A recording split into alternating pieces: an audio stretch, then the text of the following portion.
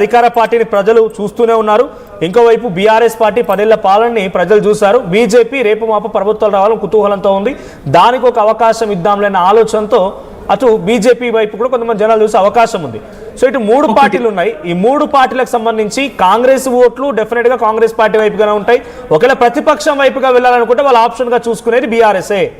So BJP BRS కానీ ఇప్పుడు ఇంకొక ఆల్టర్నేట్ గా ఒక ఆప్షన్ వస్తోంది అనుకున్నప్పుడు ఆ ప్రతిపక్షానికి వచ్చేటువంటి ఓట్లు చీలిక అవుతాయి. అంటే బీఆర్ఎస్ పార్టీ ఓట్లు చీలిక అవ్వవా? మనోజ్ గారు, నేను ఒకటి చెప్పదలుచుకున్నా, ఇక్కడ ఏది స్థిరంగా ఉండదండి. ఓటర్ అట్లా స్థిరంగా ఉంటే 10 ఏళ్ళ అధికారంలో ఉన్న మేము 3వసారి కూడా మాకే అధికారం వస్తుంది. ప్రజలు ఒక స్థిరమైన అభిప్రాయంతో ఎప్పుడూ ఉండరు.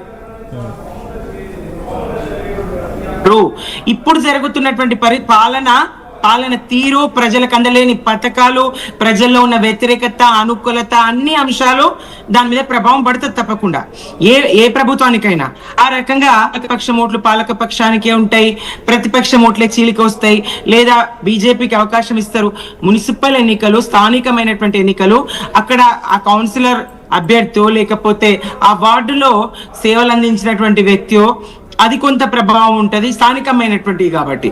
అలాగే కాలేజీ గతంలో చెప్పిండ్రు, పార్టీ ఏదని చూడకు, అభ్యర్థి ఎలాంటి వాడు చూడు, అభ్యర్థి ఎవరో చూడనేది. ఎగ్జాక్ట్లీ. అంటే ఒకవేళ మన సర్పంచ్ ఎన్నికల్లో మీరు కూడా అటో ఇటో బీఆర్ఎస్ పార్టీ 4000 సర్పంచ్ గెలిస్తే మేము గెలిచామని ఎట్లా చెప్పుకుంటారు? మరి గెలిచింది వ్యక్తులు కదా.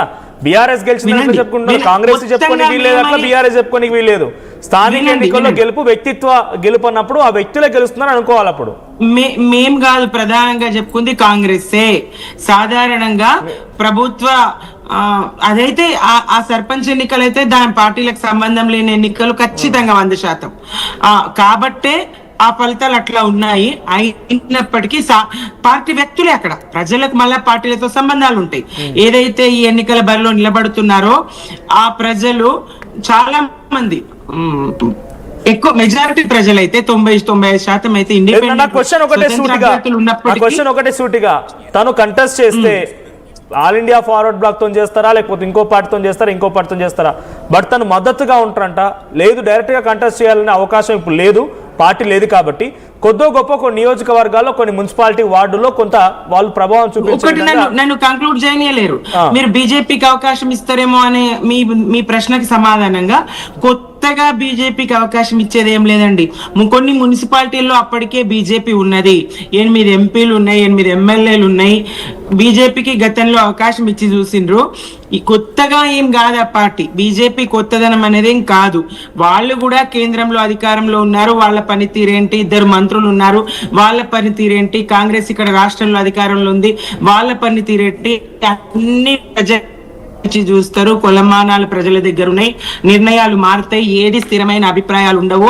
ప్రజల పక్షంగా ఇప్పుడు ఎవరు పోరాడుతా ఉన్నారు, ప్రజలకు ఎవరు మేలు చేస్తా ఉన్నారు, అది తప్పకుండా చూస్తారు.